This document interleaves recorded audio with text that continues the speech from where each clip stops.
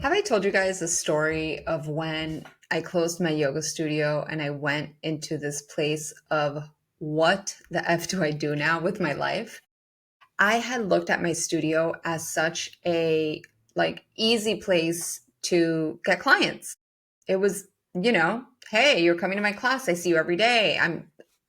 I was seen as the owner, as the leader. So getting clients to come to my retreats to sign up for our teacher trainings was easier, even though we had sales processes, marketing, all the things that were running the engine for that studio to be successful. But what happened when we closed the studio?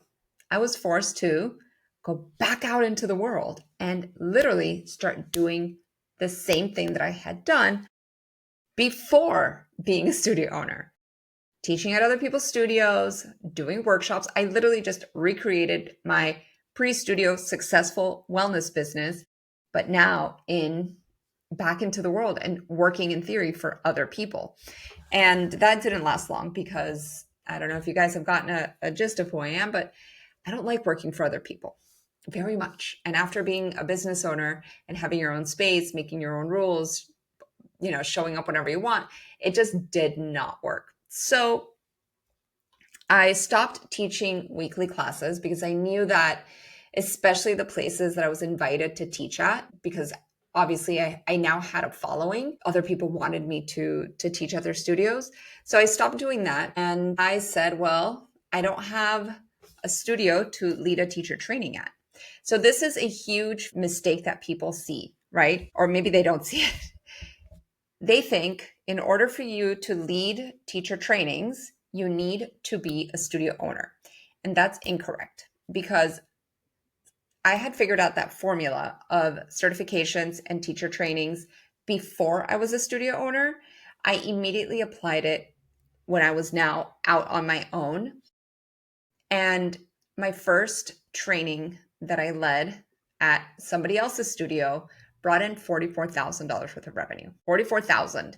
So I actually made more money by not being a studio owner. And it all started with conversations, joint ventures, and this is everything that I teach you guys inside my programs, but more than anything, we're going to cover this deeply inside the Community into Clients Bootcamp. So you can register, check on the description below in the show notes. And this is the powerful shift that I want you guys to see, because it was, again, so easy for me to be like, oh, I have to start all over again and go back into the studio grind, the studio hustles. But this is literally how I turned my class list into high paying clients. Instead of, I'm not going to call it wasting my time, because time is never wasted when you're connecting with people and when you're leading them, whether it's in a yoga class or a workshop, anything.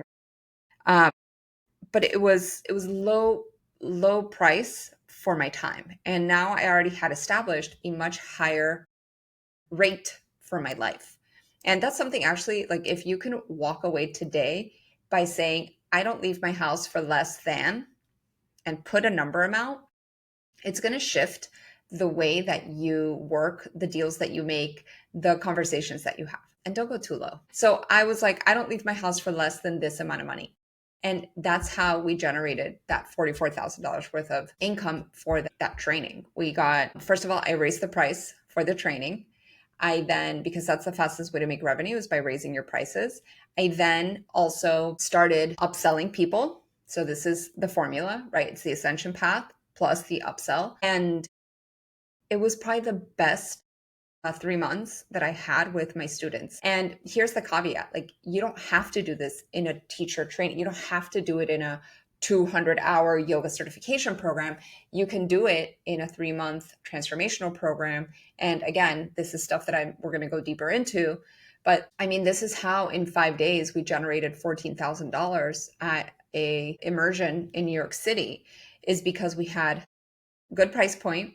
We had great students. We had already established, right, turning our class lists into higher paying clients. And then you pair that up with like smart marketing and promotions, and you are on your way to generating thousands upon thousands of dollars. Because the last thing that we need is to think, oh, I need more people. I need more people. Like, the audience that I already have, we tapped out. And I did this on a coaching call the other day. Tara's question was like real. She said, I move around a lot, and kind of like my audience has been dispersed. And I go, well, are you actively, teaching and doing things right now in your community? She's like, yes. And I was like, so what about those people? And we almost like we did like math is mathing, and it worked out really well. She saw the potential that she had literally sitting in front of her. And she's like, yeah, I haven't really like tapped into that community. And I was like, why not? They're like literally sitting in front of you. So it's a really interesting sales mindset shift, and it's a sales engine that you need to implement into your business so that you actually start making money. Because if you think, oh, I need to go outside of the people that I have in front of me, it's going to become a much harder and longer journey. I'm gonna do something visually here. So if you're listening to this, go check out the YouTube, but I'll describe it. This is our existing community right here in this little box. And we keep thinking, I need to go outside of this community because this community isn't buying from me. This is what I hear all the time. This community, like my people don't buy from me. They'd rather spend their money on something else. Oh, they're not getting the thing that I want. Well, first of all, are you giving them what they want? Or are you giving them what they need? So just have that in your mindset really quickly. Are you giving them what they want, or are you prescribing what they need? So we keep thinking, oh, I need to do more social media. Oh, I need to do more visibility. Oh, visibility works, right? Like literally, I just got an amazing client, and she's like, I just watch you. I watch you, and I wasn't ready. I'm ready. So here's what happens, right? We think we don't have this community. Oh, I don't have an audience. So I need to create an audience on social media, which is so much harder. So much harder. Like 1,000 times harder. Like, what about the community that you have right now? They're paying attention. They're being moved by you. And whether it's physical movement or, mental movement, how can you activate this? So social media activation is great, and it's a much longer bridge, right? They need to consume snippets of you. And like, honestly, guys, can I just be like so honest here? Do you think that the power of you getting to know me from a 3-second reel of me like walking with my daughter and then having some caption on it is going to be more powerful than sitting with me in a workshop or in a class? Like, this is obvious, right? Social media, what it does is that it creates, like, it fires awareness. It fires, like, I remember you, I remember you, I remember you. And that's when the algorithm is in our favor. Because, for example, the other day, I saw my client was like, oh, did you see my post? And I was like, no, I did not see your post. She's like, really? And I was like, I haven't seen your post in like 2 weeks because I either like stopped liking you or stopped engaging with you. But now I don't see you anymore. And she's like, and I was like, yeah, this is why we have to activate our clients and our students in a different way. If not, we're dependent on algorithm. And I can't live like that. Like, I need more control. Even though we have zero control of anything in our lives, I need more control. So what I want you guys to really think about is like, how are you creating this full like ecosystem where you're tapping into the community you already have? You're probably not implementing a sales engine, sales strategy within your local community, which this is what I'm going to teach in community clients, or what I teach in community clients. Then you probably don't have an offer that's aligned to the community. And so we're relying on creating a new community with snippets that is not giving people this like full picture of what you do.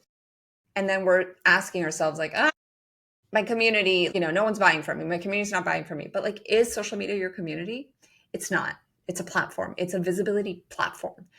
Your community gets created by you, and it's so much more effective. Like, I have a client who they do 90% of their work online, but they have in-person community. And more and more, I want to stress how important in-person community is. It's not the only, and it is really powerful. So I don't want you guys to think that like online is the only and the best. It does work. You can absolutely crush it by having an only online business. I crush it by having an only online business and then I do what my husband calls Ari in the wild. I go out, I go to a conference, I go to a meeting, I go to events, and I connect with people. And then I have my online community, right? My Facebook group. I have a Facebook group, and then now I have a private group on my Arise platform. So we have all these opportunities to connect with people, to involve them in a bigger way. And social media is like one little tiny piece. But really what the big message is here, and you guys know sometimes I talk in circles, but I want you to see the full picture. Big message here is like, do we have our messaging not like dialed in? Like, are we speaking about something that's concrete? Are we creating what's called like nurture and indoctrination? Or are we just spitting a bunch of stuff on social media, like, kind of like throwing spaghetti on the wall and hope it sticks?